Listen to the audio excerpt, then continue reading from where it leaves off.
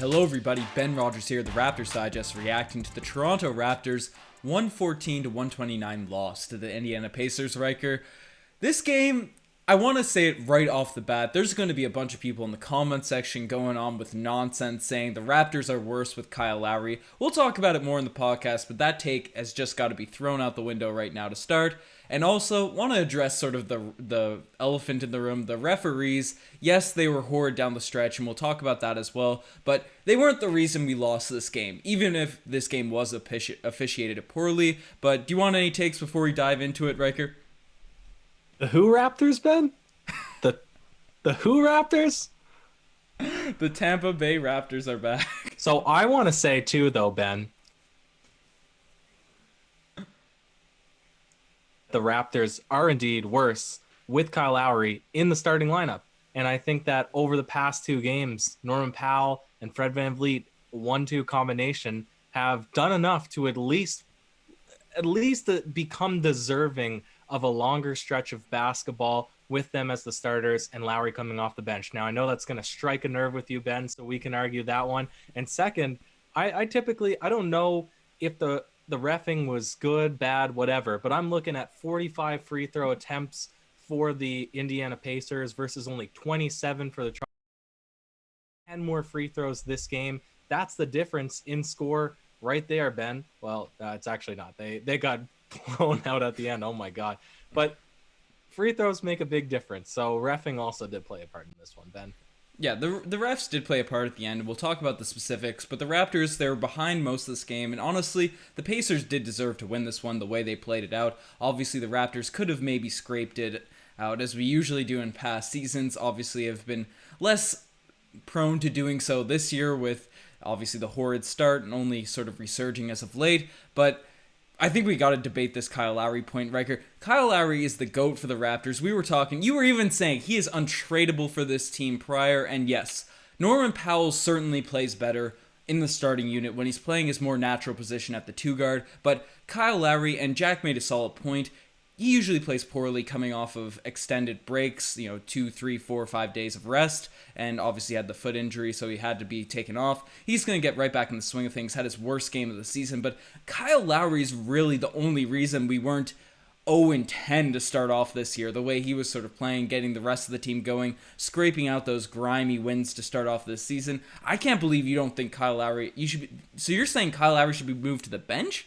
Well, what? Yeah, I think he should 100%, but Jack's point confirms it. If he's slow, if it's historically documented that he has poor performances coming off of breaks, whether it's due to injury or rest, why are you forcing him into the starting lineup, playing him 32 minutes this game, Ben? He played poorly all game long. He was 18% from the field. He was 2 for 11 from the field, 1 for 5 from 3. He was a -4 in the game. He had only 1 assist. He did really nothing positive to win this one. He was getting out of control at the end. He almost got ejected just like Nick Nurse. What on earth? What was the issue ejected. here? He was ejected. He was Lowry also got ejected this yeah, game? He got ejected. Nick Nurse didn't get it. Nick Nurse was almost getting ejected. So yeah. I'm saying he's doing nothing positive. It's historically documented that he's going to come back and give you a slow game. You've already had a win putting Norm and Fred VanVleet at the 1 and 2. At least it's a larger backcourt combination. Why not give that some run? Why do you need to play Kyle Lowry 32 minutes in this one? Have him as the 6th man. I know it would destroy his ego, but to me it makes sense if you're looking to win games, because the Raptors, they're still not in the playoffs yet, Ben. Right, I see where you're coming. Like, I'm not going to defend Kyle Lowry's performance tonight. He was not good in this game, but this guy, if you have your best player coming back from injury, a guy that notoriously wants to play all of the minutes, is always ready to go, trying to go out there night in, night out. He'd play 45 minutes if he was given the opportunity to, and you just want him to sort of ease his way back in after he's apparently fully healthy. No, you can't do that with Kyle Lowry. He's a player, you just get his rhythm, and sure, Jack made that point, but that's not something that's set in stone. Obviously, you got to start your best player. You got to give him the mantle, keep him running the game. I don't know if you're just talking about this game currently. I'm not sure what point you're making here. Are you saying that Kyle Lowry should be on the bench going forward, or just in games he comes back from extended break? Over the last 2 games, that every game that Norm has started this season, he's played extraordinarily better than when he's coming off the bench. Whereas Kyle Lowry has not put himself much of a season together yet. So really, you could make the same argument that Kyle Lowry should be a starter as Chris Boucher should be a starter, and yet he's not coming off if you're saying that the only criteria is energy and that they're willing to play maximum minutes. But if we're looking at converting games into wins, getting the most from your player, we're getting the most from Norman Powell at the 2. And I think that it's at least deserving to try it out, to give them a stretch where they can pull together a couple of wins, Ben. That's all they need to get back in the playoff picture. So why are you forcing Kyle Lowry into the starting lineup when you might have a better opportunity? Because he's our best player. He's not the best player. He's the greatest player. Right now, the best player is not Kyle Lowry on this team.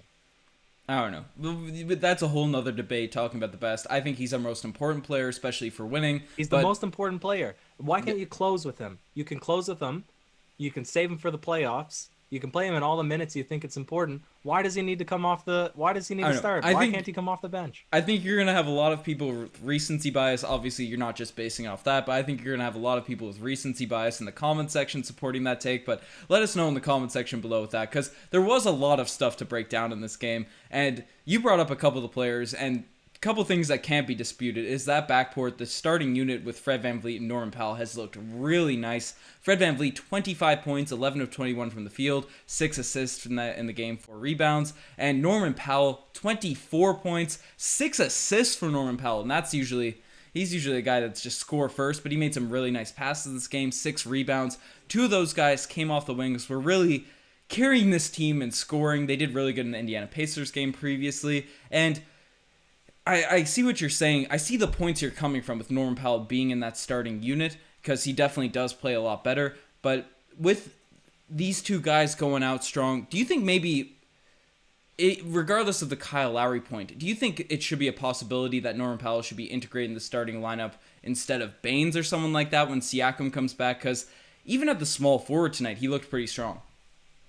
No, I don't like that lineup, Ben, because then you're going even smaller again than what you play. I know it ends up happening, and you can play whatever. You can play small ball, but typically you're going to start against the bigs. You know, it's not just Aaron Baines. You're looking at the opposing center. And those first couple of minutes, some people might argue are not important, but to set the tone of the game, you want to come out strong. And I just think you would get walloped by having 1, 2, 3, all 6 foot to 6'3", basically. I think it would benefit the Raptors to start with a larger lineup. Maybe that's a hot take that'll be contested down in the comment section, Ben. But I would just prefer to have Norman Powell the 2, have a larger backcourt, and see what happens. At least give them a couple of games. Like they just won 2 in a row with them at the 1 and 2. Why slip Lowry back into the starting lineup? Like at least let them go until they lose.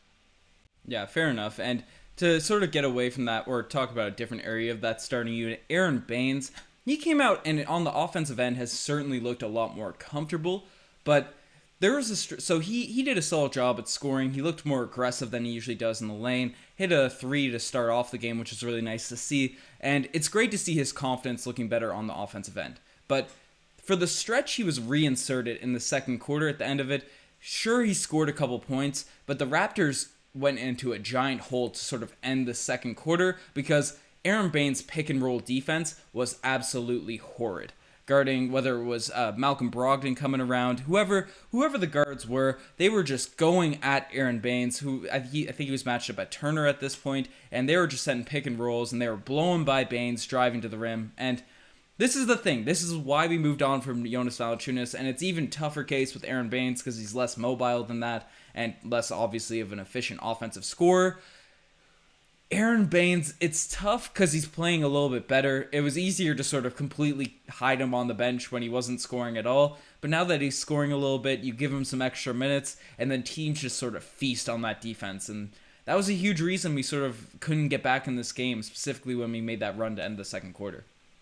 Yeah, well, you can point at Aaron Baines, but, you know, I think defense was more of an issue at large this game, Ben. It was relatively close. It was within 6 points, 3 minutes left in this game. We can even talk about the team defense. The Raptors, they need to be consistent. If the offense is going to come from different players on a different given night, at least one core element to their game needs to be their team defense. And to me, this game didn't cut it. Jimmy Lamb he reclaimed his name as a Raptor killer and came out and got a ton of points. He splashed home a lot of shots tonight. Malcolm Brogdon apparently couldn't be stopped. McConnell was making moves down the stretch. And I don't know if the Raptors, what they were doing, like points in the paint were the same for each team. And the blocks were just crazy. The free throws were crazy for Indiana. And the Raptors, it seemed like they couldn't do anything without fouling. I don't know. Was it really the refs this one, Ben, or was it a team defensive issue? Well, one big thing on the defensive end is we couldn't keep people in front of us. You brought up Jeremy Lamb. He did a really good job at just breaking whoever was on him down. And the thing about the Toronto Raptors is usually we're really strong on-ball defenders, but Fred, who completely clamped up Malcolm Brogdon in the previous game, Malcolm Brogdon was sort of getting his way with those short little quick crossovers. They're not flashy or anything, but it's a quick move right to the rim in a sort of a semi-post position just to get in there, and then takes those step by people. That was just blowing by, whether it was Fred, Stanley Johnson, who's become one of our best on-ball defenders, one member of the Clamp Bros, even Utah. He does a great job of hustling and stuff, but he was getting blown by. And all these guys, the Raptors have phenomenal on-ball defenders. Regardless of, even when we were bad to start off this season, we were still doing a good job at least staying in front. It was usually the help side defense and sort of the rotations which were the issue. But in this game, we got blown by a lot. And maybe a part of it is we had Lowry and Siakam out, so guys playing more minutes than they're used to. On a back-to-back, maybe more blow-bys are prone to happen.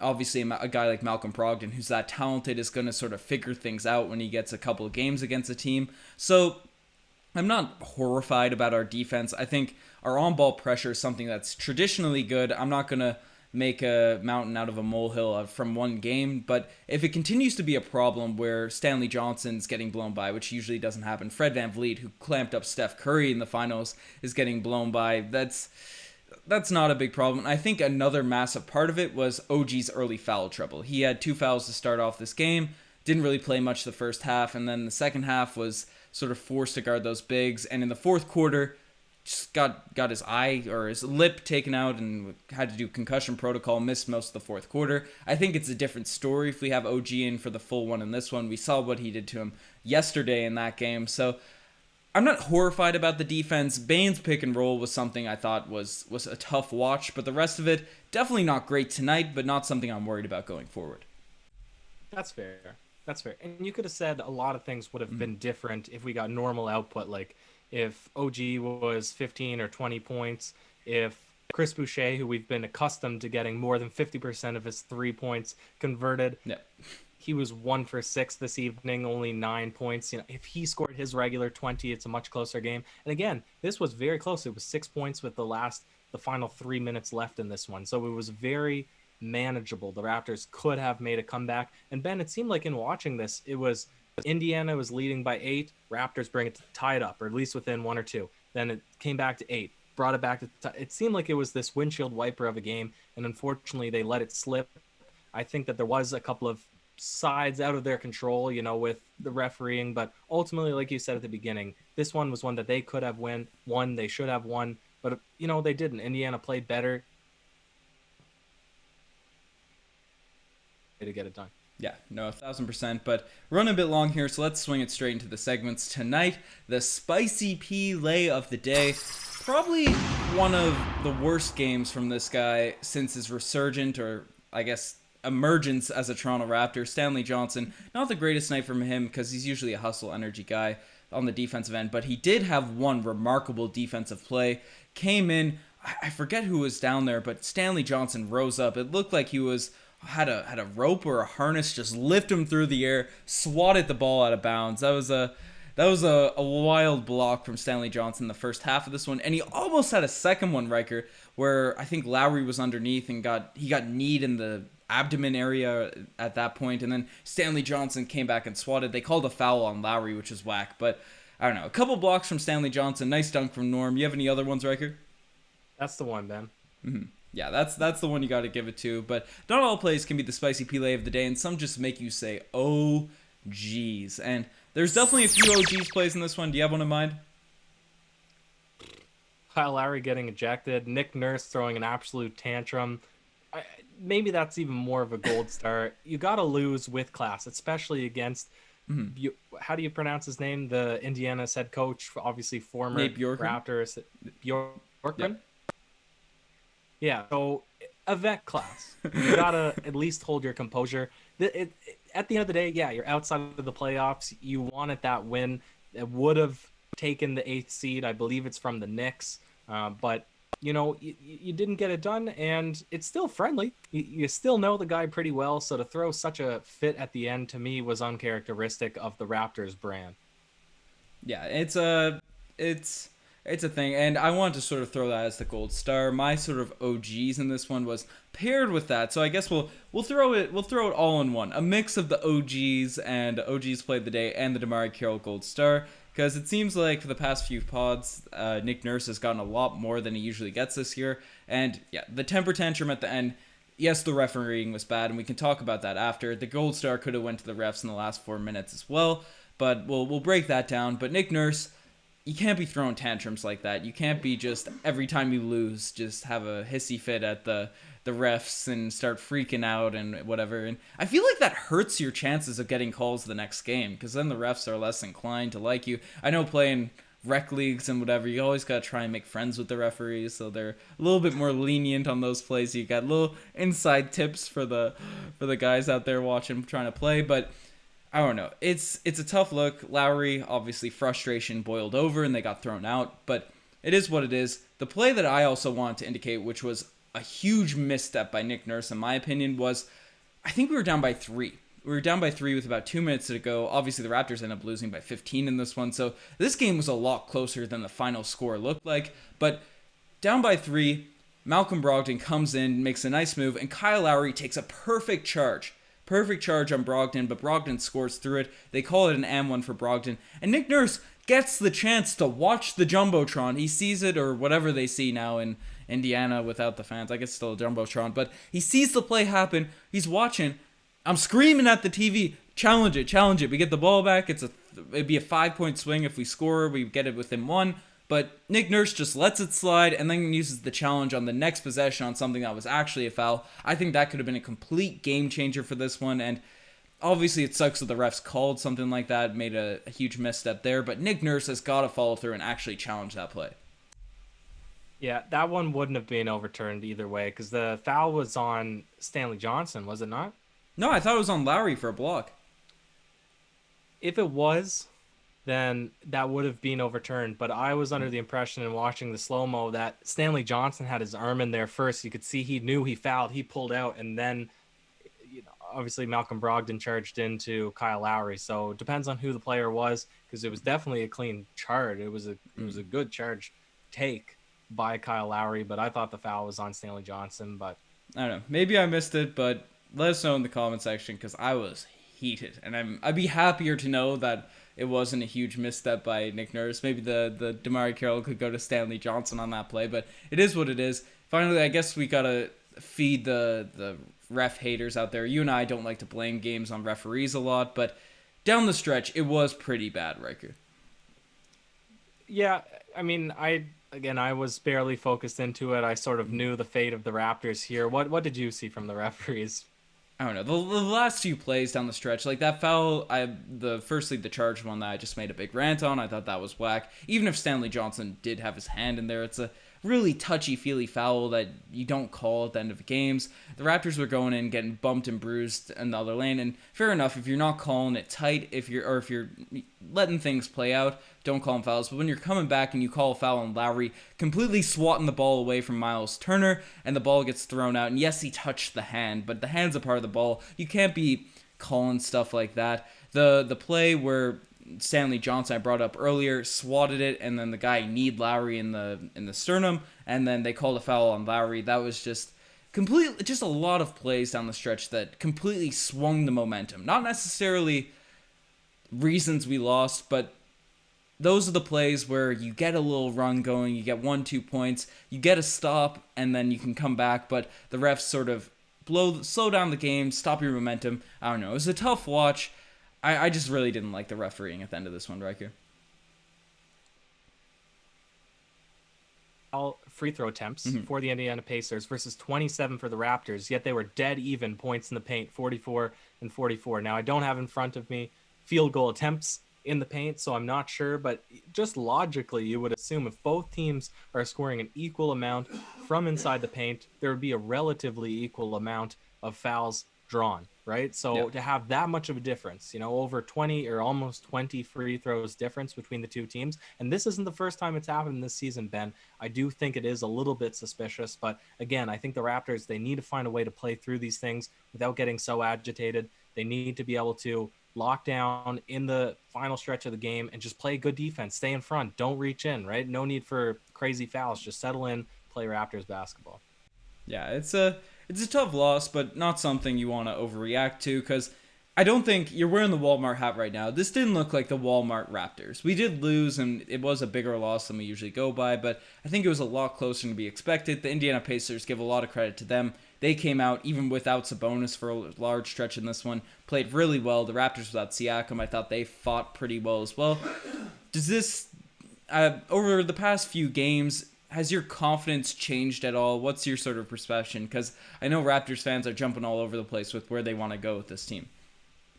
I don't think that people realized how bad the East was going to be, myself included, until right now. It's kind of carving out. The biggest winning streak in the East is only 3 games at Philadelphia. Unfortunately, the Raptors, they lost the second best winning streak now in the East at 2. I think the They Sixers couldn't lost tonight too to the Pistons, so they're gone right. as well. Yep. So the biggest is probably 1 now. That's hilarious. But, 6 through 8 is Atlanta, it's Cleveland. It's either Cleveland, Charlotte, and New York, or Cleveland, Atlanta, and Charlotte. It's 3 teams. I don't suspect that the Raptors are going to have a worse record than when it's all said and done. I think at this point, despite having a losing record, despite having some bad performances, I think everybody in Raptors fandom, comment section included, regardless of how much people say tank for Kate or whatever, I think people probably agree that the Raptors will make. I think that everyone agrees the Raptors will make the playoffs. So my assessment is I just want to see them doing the right things. It doesn't matter if they finish 8, 7, 6. They're going to have a tough first-round matchup anyways. Why not just do the things that are going to promote winning come playoff time, Ben? Yeah, certainly. And I looked at it before. I think we were only 2.5 games out of the 2nd seed going into tonight's game, which is kind of crazy to think about how horrid of a start. Maybe it was a little bit larger, but we were close within striking distance of one of those top seeds still, even with this loss. Long season, we're starting to play better, so I think things will be fine. I'm still holding my prediction. I'm holding true to it. I'm holding true to that 2nd seed. What's your prediction as of right now, January 25th? 6. 6? 2nd. We're sticking with our predictions, but you guys are the best to make this far. Check out the Twitter, the Instagram, all the cool stuff. Check out the TikTok, the website, all cool stuff going on over there. You have any last words, Riker? That's it, Ben. Hopefully we're going to get the real Raptors next game. Yeah. Oh, against the Bucks. Ooh. Get that Giannis wall built, boys. Cheers.